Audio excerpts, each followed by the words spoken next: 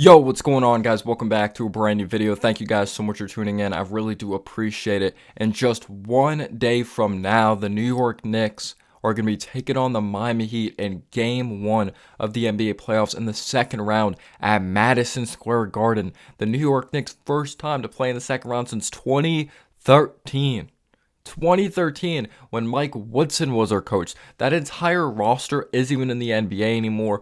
Pablo, Jason Kidd, Carmelo Anthony, J.R. Smith, Iman Shumpert, just Tyson Chandler down the line, Chris Copeland. Just so many of those players aren't in the league anymore. We have come such a long way. And of course, we want to win in the second round of the playoffs. I'm not trying to have this loser mentality at all. But let's appreciate what's going on right now. Let's appreciate that we're moving in the right direction. But obviously, let's take care of business. And game one's going to be extremely important up against the Miami Heat. The Heat, obviously, the 8th seed. You know, they had to go through the play-in to get here. So they have a chip on their shoulder. They probably are riding that underdog mentality. Maybe from the media, there really isn't an underdog mentality because inside TNT, Charles Barkley chose the Knicks, but Kenny Smith said the Heat are the better team. Shaq wasn't counting out the Miami Heat as well because when there's Jimmy Butler on the other side there, someone that went on to drop 41 points in Game 5, 56 points in Game 4. Yes, it is hard to count out Jimmy Butler, who's a fantastic playoff player, has been the best playoff player, but Game 1's going to be extremely important because the New York Knicks have not lost at the Garden yet this playoffs. We took care of business versus the Cleveland Cavaliers, obviously winning the 5th game, winning at 5 in Cleveland, but we took care of business at home. And when it came to Game 1, we took care of business on the road, but they were the higher seed, so the Heat are riding this underdog mentality, like, let's get the Knicks off their game in Game 1. Because I'm always a big-time believer, whoever wins Game 1 has a high chance of winning the series because that's who sets the tone. That's who sets the tone, especially if the road team ends up coming out victorious at home. So we have to make sure that we put our foot on the gas the entire basketball game. Well, obviously, we want to do that for every game we play in the playoffs, but especially Game 1. Game 1 is going to be so important. We cannot come out flat. We have to start off this series with so much momentum. We got to take care of business when it comes to the home. And I know a lot of people are going to say, like, Knicks in 5, a lot of Knicks fans, because outside of Jimmy Butler, some people aren't a big fan of the Heat roster. But the Heat are better at things that the Cleveland Cavaliers really struggled at. Three-point shooting, the coaching's way better for the Miami Heat of Eric Spoelstra compared to a JB Bickerstaff. The willingness to make adjustments, because you could have big bodies like the Cleveland Cavaliers do at the 4 and 5 spot, but it really doesn't mean anything if you don't swarm to the ball, and we saw that the Knicks were more willing to swarm to the ball, like unlike the Cleveland Cavaliers and the Miami Heat. They may have a 6'9 center of Bam Adebayo, and we may have a 7-footer of Mitchell Robinson, but they like to swarm the ball as well, so it's still going to come down to those 50-50 balls. And I'm going to be getting into the specifics of what Eric Spoelstra went on to do up against the Milwaukee Bucks as well. But what the Knicks are going to have to do to be successful in this series, or at least be solid. I'm not asking them to shoot it like 2015-16 Golden State Warriors from beyond the arc. We got to be better from the three-point line. There wasn't consistency of shooting the ball throughout the series. It was a grinded-out series versus the Cleveland Cavaliers when we did win in 5. You know, I understand we killed it from mid-range, drawing fouls, going to the basket.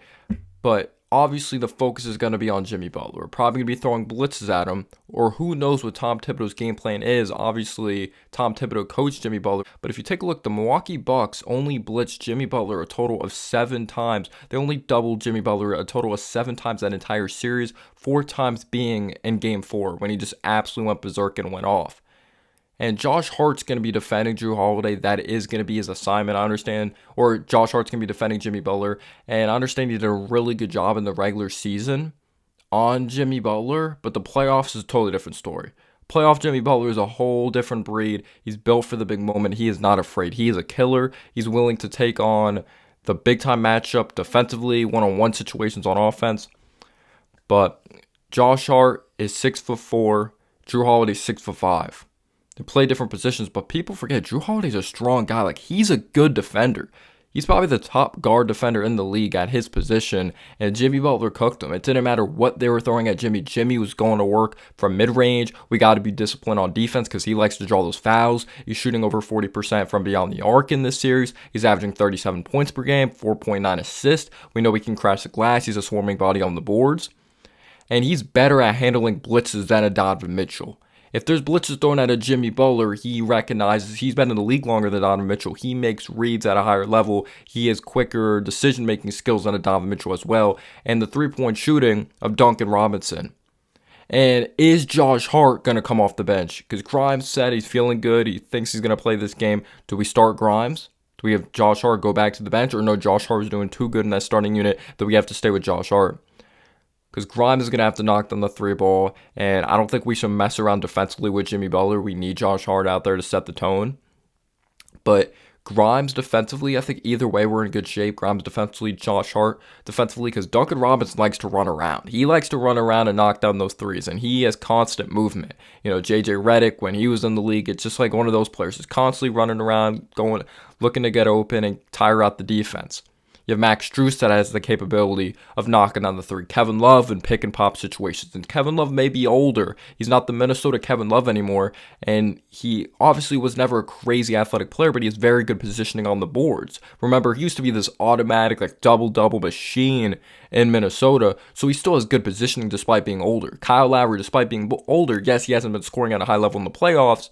He still makes good reads, and he's still scrappy on the defense side of the basketball, so that's going to be a veteran matchup for an Emmanuel Quickley. And Quickley had a good scoring game when it came to Game 5. He didn't shoot it crazy efficient, but he hit timely shots, so Quickley's carrying in some momentum, which is a good thing versus a Kyle Lowry. I think Isaiah Hartenstein and, I think Isaiah Hartenstein and Cody Zeller, that's going to be a good matchup. They're scrappy players. They don't have this fancy play style, so they're going to be fighting on the boards, fighting for those 50-50 balls. And when you also take a look at it, obviously no Tyler Hero. Tyler Hero out with a broken hand. Victor Oladipo out for sure with that knee injury. It sucks. And when I'm recording this video, we don't know if Randall's going to play. We don't know. There's no definite timetable if Randall's going to go on to play in this game as well. Same thing with Grimes, but do you think Grimes is going to go on to play?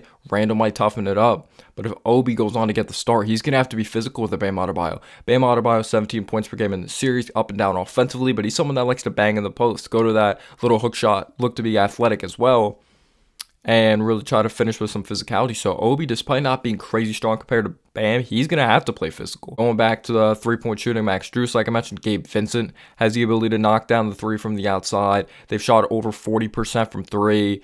And in the regular season, they had the worst offensive rating in the league. But in the playoffs, they have the best offensive rating in the league. So they're a totally different team. They like to scrap defensively, but Josh Hart's going to have to take on that assignment of Jimmy Butler. Tom Thibodeau's going to have to be creative on defense. And where I'm not saying we're going to completely lock down Jimmy Butler, but we're probably going to have to keep him in check. We're going to have to run these guys off the three-point line. We can't be strictly looking to cut off those lanes in the interior. We're going to have to defend the outside as well, because there was times we got lucky defensively when they were missing shots at Cleveland Cavaliers. And Donovan Mitchell's a superstar talent, but Jimmy Butler has a superstar IQ. Maybe not as much as the talent of Donovan Mitchell, but the IQ-wise, I do believe he's better in that department. So we're going to try our best to keep Jimmy Butler in check. He's still going to get his, but it comes down to the supporting cast. And Jalen Brunson, is he going to be defended by Jimmy Butler? Jimmy Butler doesn't care about fatigue. He's going to be taking on that assignment. And I think Jalen Brunson, I still think he's going to go to work. It's not going to be as easy this series, in my opinion. Maybe it does help that the Heat have less length compared to the Cleveland Cavaliers. So if Randall does play in this series, he can use a little more of that physicality, doesn't have to worry about the length as much, and he may be more decisive, because he was starting to play good before he went on to re-injure that ankle. And I do think there's going to be a lot of screen and rolls being set to get RJ involved in the offense and get some switches of a Gabe Vincent on him, a Max Strus on him to go to work. It's going to come down to the supporting cast. If Brunson doesn't step up game one, I do think there's the confidence that RJ is going to be able to produce. And hopefully there's good cutting, Isaiah Hartenstein showing off that passing. You know, Josh Hart's a really good cutter without the basketball, and we're going to have to just fight our ass off. This is going to be another kind of ugly, scrappy series. It depends how the three-point shooting is, but Grimes, if he plays, he's going to have to knock down his threes. He is. And physicality-wise, I don't know how he's going to match up versus Jimmy Butler. I do think he would abuse him if he does go on to start. Grimes is a pretty strong dude, but Jimmy Butler is just a whole other level of strong, and how he's a three-level scorer in the playoffs. He's more of a mid-range, attack the basket, coasting through the regular season type of guy. But Mitchell Robinson, what Mitchell we're going to get? Is he going to continue to dominate the glass? How is he going to be as a rim protector?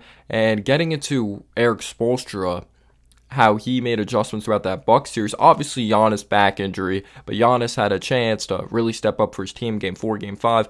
He did, but they probably needed more from him down the stretch. Mike Budenholzer, obviously, game 5, the timeouts he didn't use, how they didn't have Brook Lopez in that game on the alley-oop. I thought that was just terrible coaching in the playoffs by Mike Budenholzer.